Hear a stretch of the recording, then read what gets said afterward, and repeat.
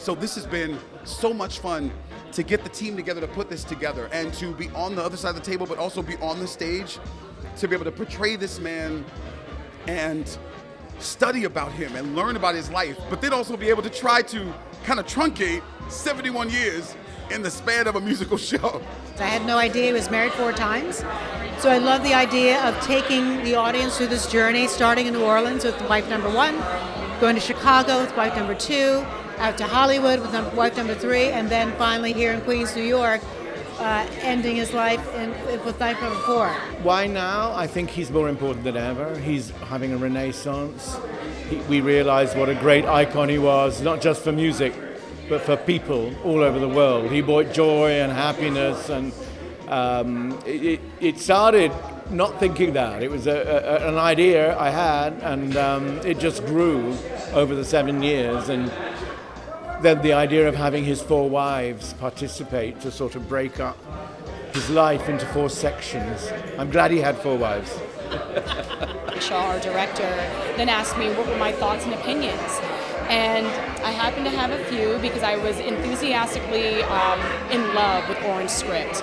But I can also see where there was opportunities for it to go further, especially being a woman of color, especially with the wives being an intricate part of Louis Armstrong's life.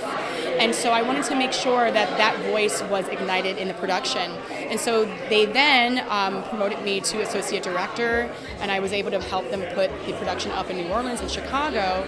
And then after that experience, they thought it was more appropriate to then upgrade me to co-direction. So it's been a wild ride, and seeing this production literally evolve and thrive.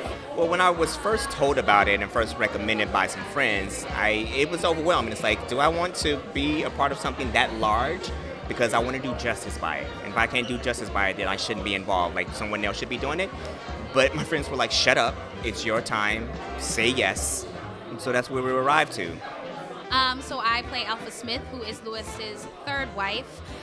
It's really cool because she's youthful, she's vibrant, she's into fashion. I feel really connected to her. I feel like that's kind of giving what I'm giving. So it's nice to be able to lay that all out on the stage and also to perform it in a different time period. Well, why his story is because he was the first superstar.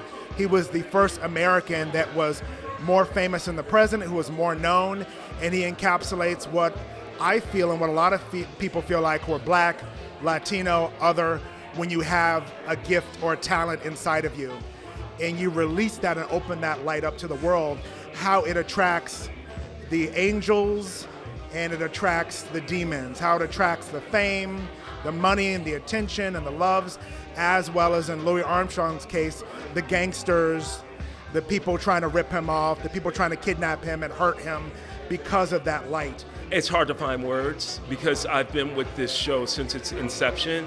And you know how things go, like to be able to stay with it and they like what you do, you know what I mean, to make it to Broadway.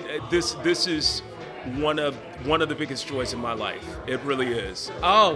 Listen, Louis' story can be told at any time, but right now it's just so important as we move into so many genres of music, and so many genres are mixing right now, and you have untraditional people doing other types of styles of music that you wouldn't normally see. And that's what Louis Armstrong was about. I mean, he did everything. I mean, he recorded a country album. James Iglehard is insane. He's a star. I call him the franchise because he's so good, so engaging. You can't take your eyes off him.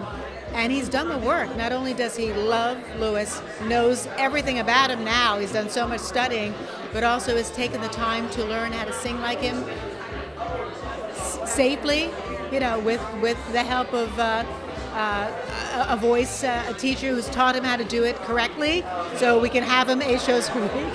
The 3rd time around is kind of like the 3rd time's the charm.